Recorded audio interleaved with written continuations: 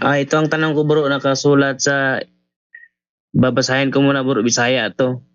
Magandang balita, Biblia, Ecclesiastes 5:6. Babasahin ko muna.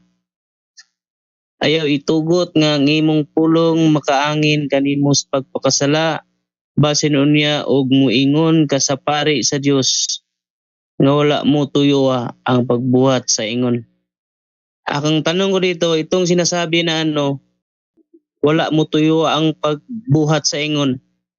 Ano ba itong nagawa niya o nabuhat niya nga isugin niya sa pare? Sige, basahin natin sa Tagalog para maunawaan yung mga Tagalog, no? Tsaka para makita din naman natin kung ano yung ang specific na kasalanan na tinatanong mo. Yes. Tingnan muna natin, basahin natin ha. 5:6.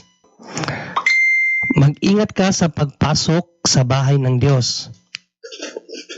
Ang pagsunod ay mabuti kaysa handog ng isang mangmang, sapagkat hindi alam ng mangmang kung ano ang mabuti at masama. Huwag kang pabigla-bigla sa panalangin. Isipin mo munang mabuti ang ipapangako mo sa Kanya, sapagkat nasa langit siya at ikaw ay nasa lupa. Mag-ingat ka sa pagsasalita. Ang panaginip ay bunga ng maraming alalahanin. Habang dumarami ang iyong sinasabi, lalong nanganganib na makapagsabi ka ng kamangmangan. Kung mangangako ka sa Diyos, ayun. It talks about promise to God, bro. Kung mangangako ka sa Diyos, tuparin ito agad. Hindi siya nalulugod sa taong mangmang. Kaya tuparin mo ang iyong pangako sa Kanya. Mabuti pang huwag ka nang mangako kaysa mangako ka at hindi mo tutuparin. So it talks about promises, bro, sa Diyos, no? Na mayroon kang ipapangako sa Kanya, tapos ang pangako po na yun ay hindi natin natutupad. Yun usually talaga ang ano ng tao yung kahinaan ng tao, mangangako sa Diyos. Ako ilang beses akong ganyan, no? So yun ang pahiwatig ng mga ngaral 5:6, bro. Ay 5:6 ba yun, no? Bro, Ecclesiastico yata yung sinabi niya. Ecclesiastes nga, mga ngaral. Yan yun. Ecclesiasticos. Tama yan bro. Hindi Ecclesiastico. Ecclesiastes, bro, diba? Yes, Ecclesiastes. Ecclesiastes nga, mga ngaral nga. Ecclesiastes 5. Sa 6 pa pala, hanggang 5 lang pala ako. Huwag mong pabayaang magkasala ka dahil sa iyong pananalita. Mangangako ka at pagkatapos ay babawiin mo. Sa ganyan, galit na galit ang Diyos. Kung magkagayon, hindi Kanya pagpapalain sa anumang iyong ginagawa. So it talks about all promises, bro, no, na mangangako tayo sa Diyos tapos hindi natin gagawin. Kinamumunghian daw yun ni Yahweh. Ayun sabi dito. Sa ganyan, galit na galit si Yahweh. Ayan, no? Sa ganyan, galit na galit ang Diyos. Saan siya galit na galit? Sa pananalita ng pangako. No, ito sa iyong pangakong salita. Diyan siya nagagalit pagkatapos hindi babawiin. After pagkatapos ay babawiin pala. Kapatid, yun yung tanong. Ayaw niya sagot.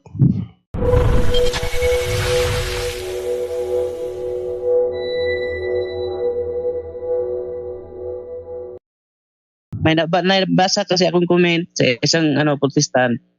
Yung babae sa Old Testament na humipo lang sa laylayan ng Panginoon. New Testament, hindi sa Old Testament, sa New Testament yun. Sa New Testament ba yun? Yung babae na... Yes, nasa Lucas. Mga tao. Nasa Lucas yun at Mateo. Sino pala yun? Tapos gumaling babae yun dahil sa paniniwala niya. Inirepair naman ng mga Protestant dito sa larawan natin na hindi masimas, pahit-pahit, para daw gumaling. Yung sa babae, suot daw yun mismo ng Panginoon, kaya gumaling. Dahil nasa presensya ng Panginoon yung damit suot niya. At saka itong halimbawa niya sa atin sa mga larawan natin na pahit-pahit, wala naman daw, hindi naman daw suot ng Panginoon yan. Bakit ang ginagawa? Yun, bro. Okay. So, ang kapangyarihan ng Diyos, kapatid, dumadagayday yan sa lahat ng bagay, no, na naisin ng Diyos na doon ano niya yung kanyang kapangyarihan, ipapadaloy. Halimbawa na lamang dito sa ginamit ni apostol na San Pablo, na hindi man to ang Panginoon, pero tingnan mo kung anong nangyari dito, no? Ito sabi, gumagawa roon ang Diyos ng mga pambihirang himala sa pamamagitan ni Pablo. Anong himala yon? Kahit panyo o damit ng kanyang ginamit ay dinadala sa mga may sakit. Gumagaling naman ang mga ito at lumalayas ang masasamang espiritu na nagpapahirap sa kanila. So not necessarily na talagang ang Panginoong Jesucristo talaga yung persona niya ang nandyan. Dahil ang kapangyarihan ng Diyos, dumadalo yan sa kahit sino o kahit sa anumang bagay na gustuhin ng Diyos. Tulad ng sa ginawa ni San Pablo, di ba? Sabi, balikan natin sa 11. Anong sabi? Gumagawa roon ang Diyos. Diyos ng mga pambihirang himala sa pamamagitan ni Pablo. Ang uri ng paghimala, kahit panyo o damit. Si Kristo ba si Pablo? Hindi naman Bro, anong mababasa dito sa Bisaya na hawak ko yung gawa na yan? Anong mababasa dito sa 19, 11, tsaka 12. Basahin natin sa Bisaya. May Bisaya ako dito . Okay, dito tayo sa Bisaya, no? Sa Bisaya, 19:11 hanggang 12 ng buhat. Nagbuhat ang Diyos og talagsaong mga milagro pinaagi kang Pablo. Bisa ng iyang mga panyo o ang mga tapis nga iyang gigamit gidala ngadto sa mga masakiton ug naayo ang ilang mga sakit ug nanggula gikan kanila ang mga daotang espiritu. Na ang Diyos gumawa ng himala sa pamamagitan ni San Pablo. Sa anong paraan? Panyo at damit ni San Pablo.